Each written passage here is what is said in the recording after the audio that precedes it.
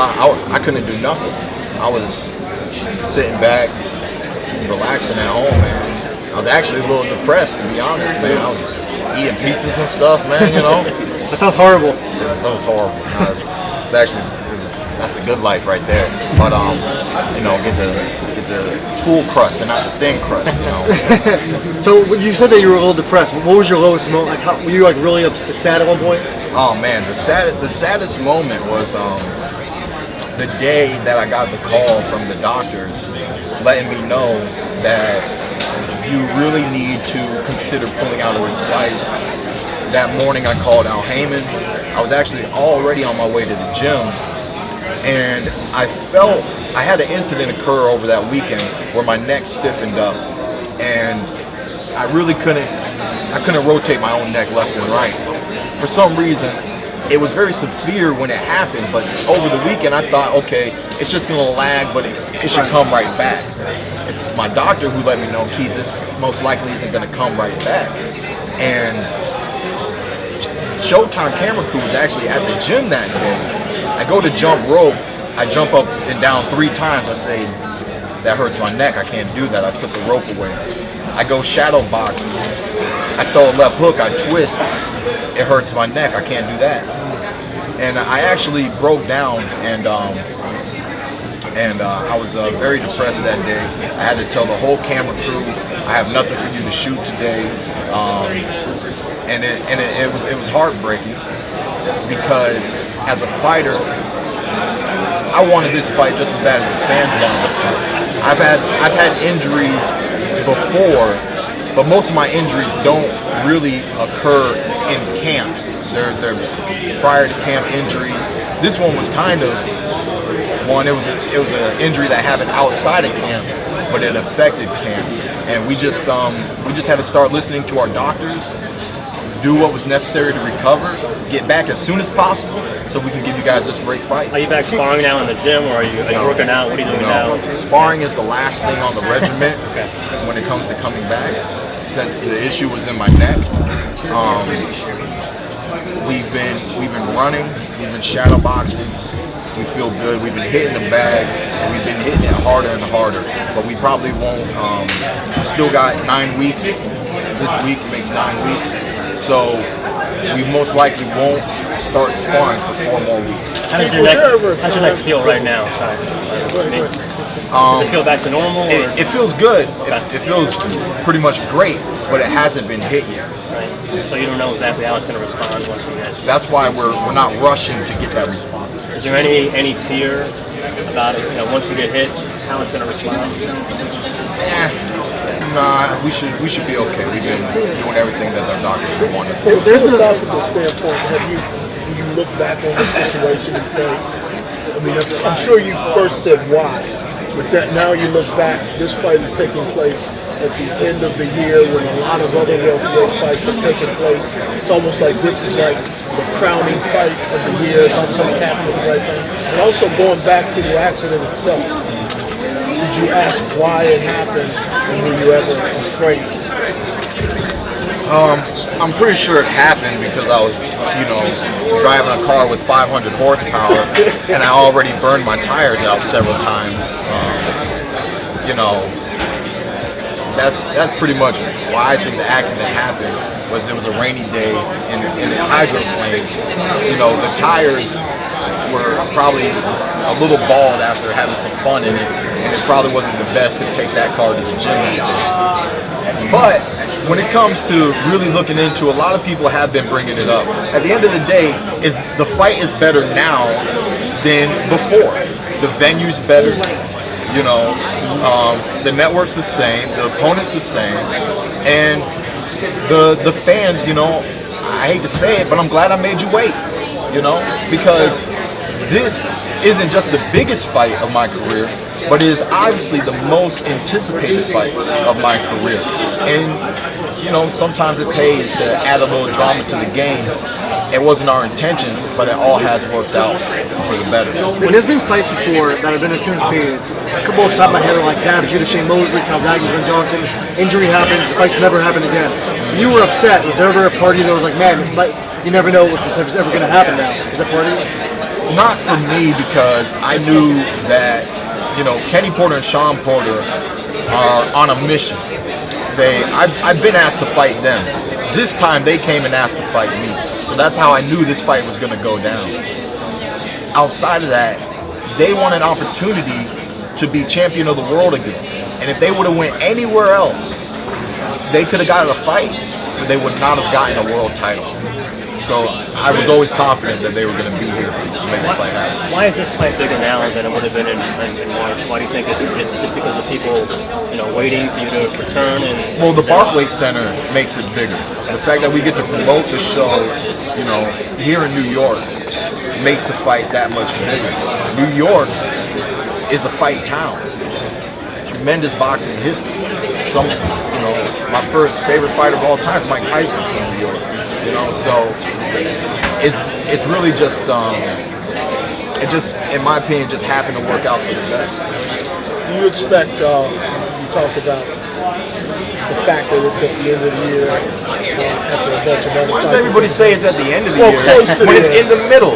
Well, but it's in the middle of the year. But it's at the end of all those other fights. It's at the end of what I call the first chapter. You get the first chapter in the first half of the year, and nobody knows what's going to happen in the second half. You don't know who Amir Khan's going to fight after Canelo. You don't know who Canelo's going to fight.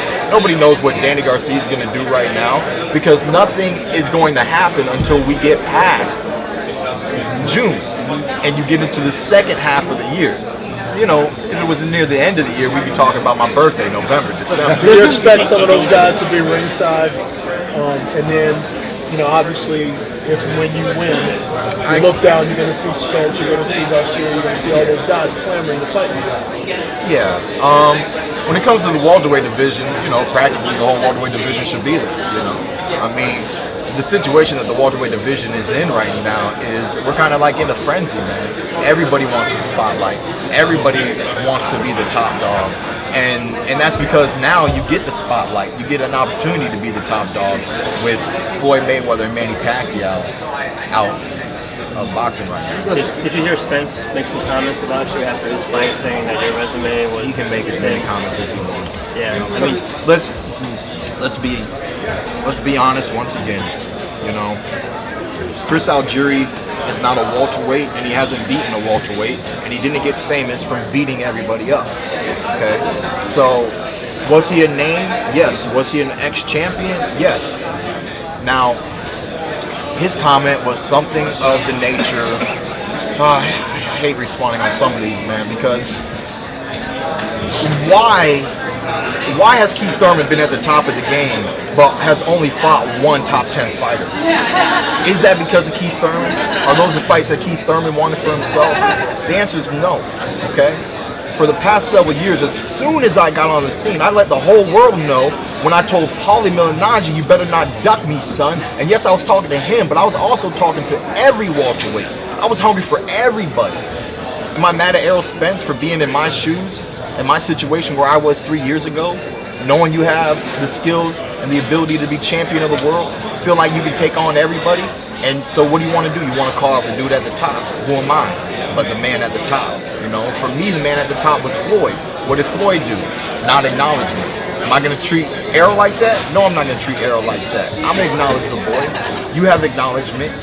You have the right to say what you want to do. You put on a great performance. I don't care that Chris Algieri is a chump. It's about making the chumps look like a chump. Some people get in the ring with chumps and they make them look like contenders. He didn't pretend. He showcased his skills and his talent on that night, and he looked great doing it. Did he fight the best in the world? No, he didn't. What did he fight? Did he fight anybody that's more superior than all the other ex-world champions they put me through? And, Guerrero might be the only dude in the top 10, but look at the resume of ex-world champions.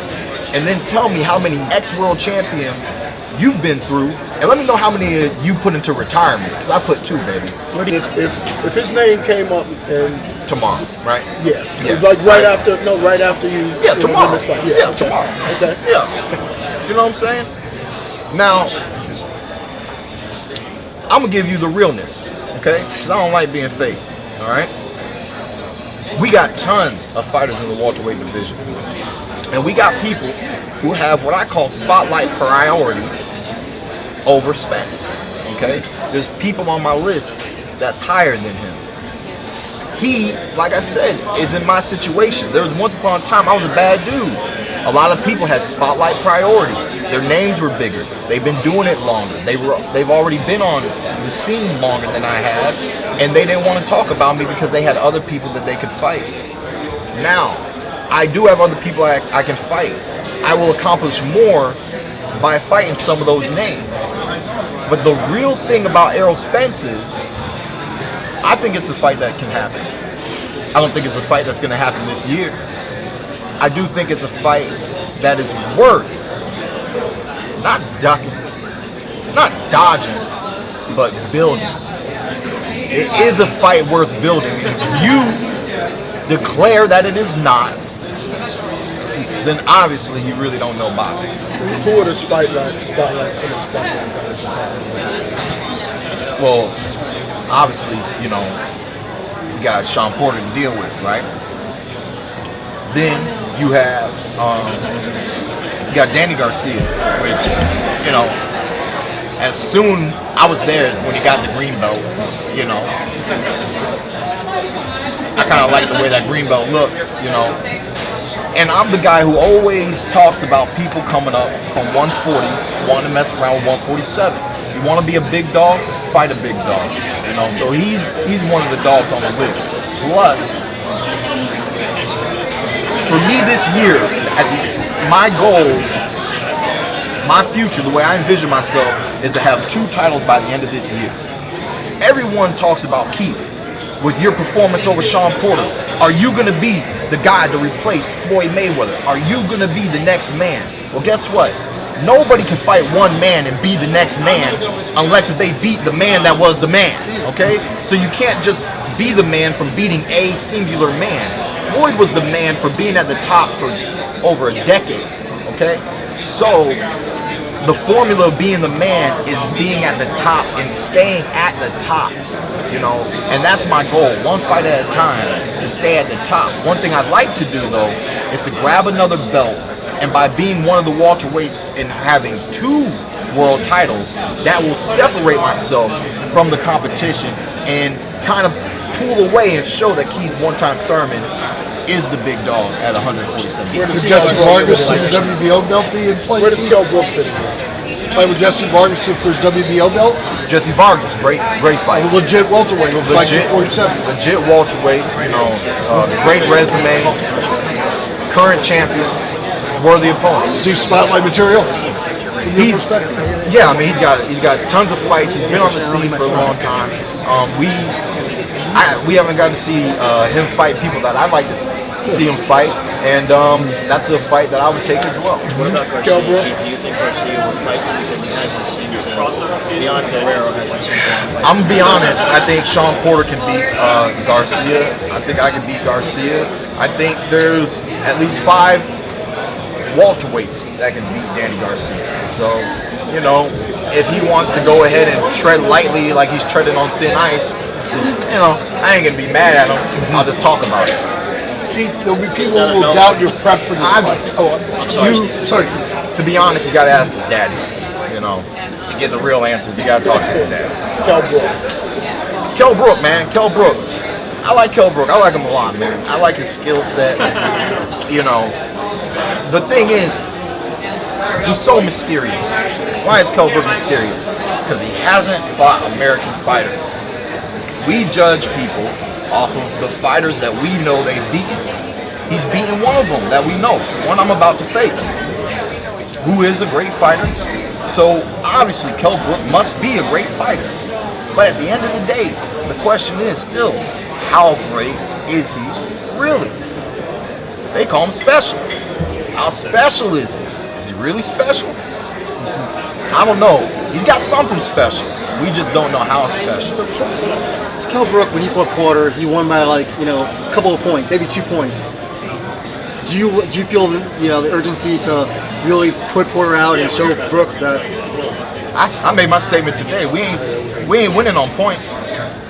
We ain't winning on points, man. We're doing damage. You know, we do damage every single time we go in the ring. There's a few times where I get into a boxer mode. I've worked 20 years in this sport, and to me, that's what this fight is all about.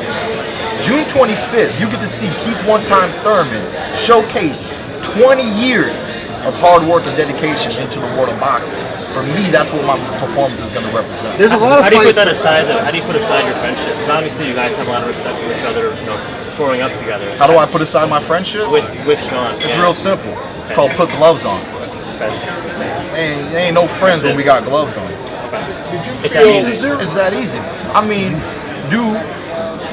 there's not only are we putting gloves on, we've sparred before. He was still my friend in sparring. The difference is he is signing a contract stating that he is coming to defeat me. That contract to me is like a death warrant. You know what I mean? You sign that. That means you a hitman and I'm a hitman, and someone's getting hit on June 25th. There's a Last lot. question, Was the guys. Palazzo that you fought a different Palazzo, more desperate Palazzo than, you know, because he came out and he fought hard, and a lot of people gave him some criticism for that fight. You know, Palazzo tried. It was one of his last opportunities to be champion of the world. He knew what was at stake that fight, and he's a veteran. He's been through a lot. Palazzo obviously wanted the fight that day. He wanted to win the fight that day. There was nothing he was able to do. He was able to sneak in a beautiful body shot. Afterwards, he was not able to capitalize on it. In the first minute of the next round, he didn't jump on me. He didn't show no gusto on how bad he wanted to be champion that night. And at the end of the 6th round, there was a left hook that split him and cut his eye. There was no headbutt that cut his eye in that fight. It was a left hook at the end of the 6th round.